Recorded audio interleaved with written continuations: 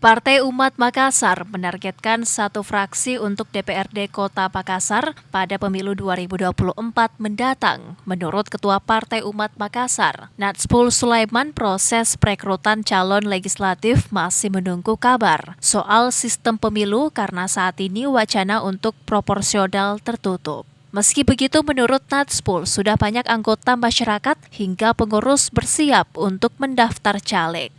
Kita menunggu karena ada pemberitahuan bahwa akan diberlakukan proporsional tertutup.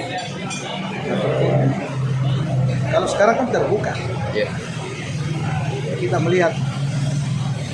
Kemudian yang kedua, sudah banyak anggota masyarakat, khususnya pengurus, mendaftar sebagai caleg untuk Kota Makassar.